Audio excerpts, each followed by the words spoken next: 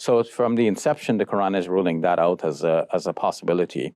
Now, somebody may say, well, why doesn't God take on a visible form? I debated once with an atheist who said that, if he were God, he would just appear on television.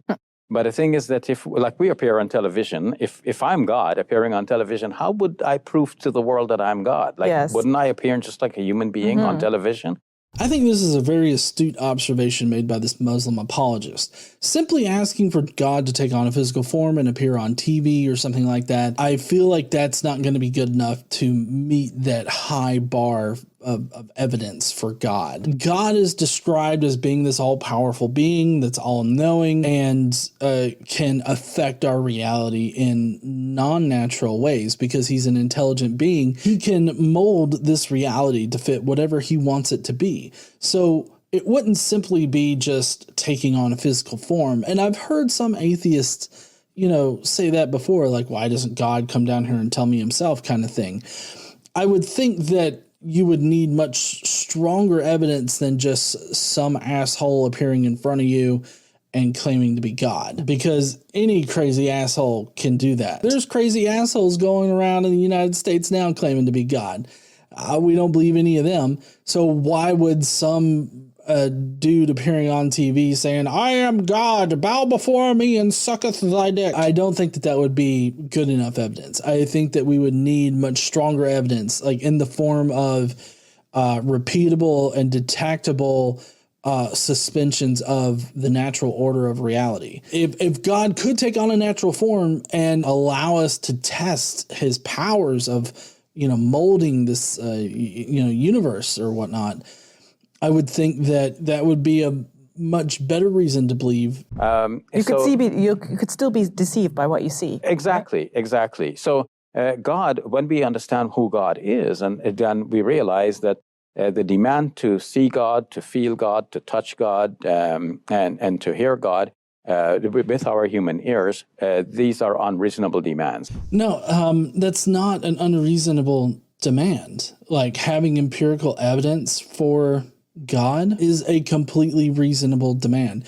Having empirical evidence, like real evidence, in order to believe in something is a reasonable ask for God. Now, of course, he's framing it in kind of this straw man-y kind of way of the five senses.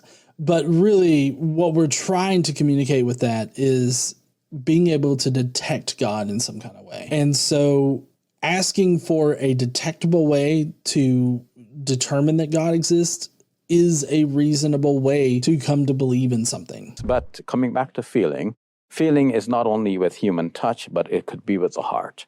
And Muslims feel that we are in touch with God. When we pray to God, God is close. When we make the Hajj, we are right there with God.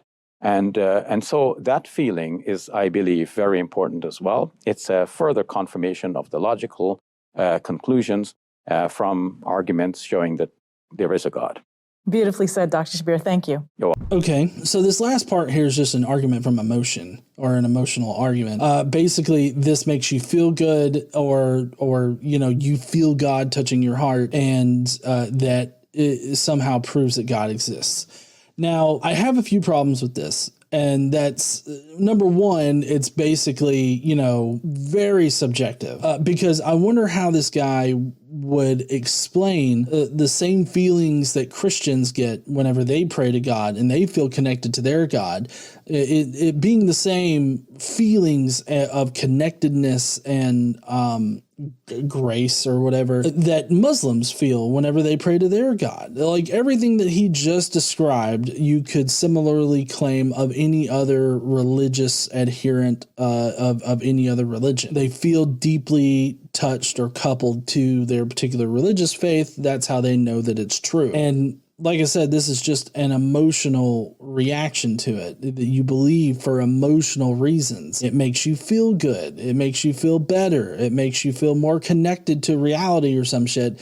And so therefore God is real. That's not going to be persuasive to me. But also, just to add a little bit more science onto this, how do you explain the fact that all of those feelings that you feel are chemical reactions taking place in your brain? You get similar, feelings around other things. Like somebody could have the same kind of feelings for whatever sport they play, or a video game they like, or a significant other in their lives. They could have the exact same kinds of feelings. Now, some of them may be different. It may be not as intense or whatever, but it's still there, and they're still controlled by chemical reactions. And these chemical reactions are a better explanation than a magical being being required for them to happen. I mean, he's essentially making the argument that it requires God in order to feel like that. Like it requires God in order for you to feel that kind of connection to the deity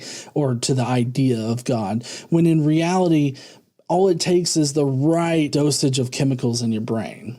That's all it takes. And so it's not convincing whatsoever, for me at least, to appeal to emotion in this situation, because, I felt the exact same way about my wife, my son. I definitely feel that way about my house. I love my house. Fuck. It's great.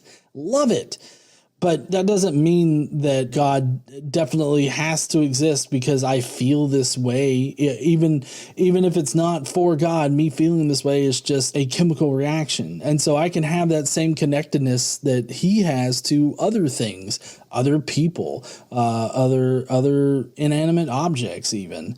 So it doesn't isolate God as the only answer. It's a answer, and because you can't discern one God from another, it doesn't seem like a very good answer either.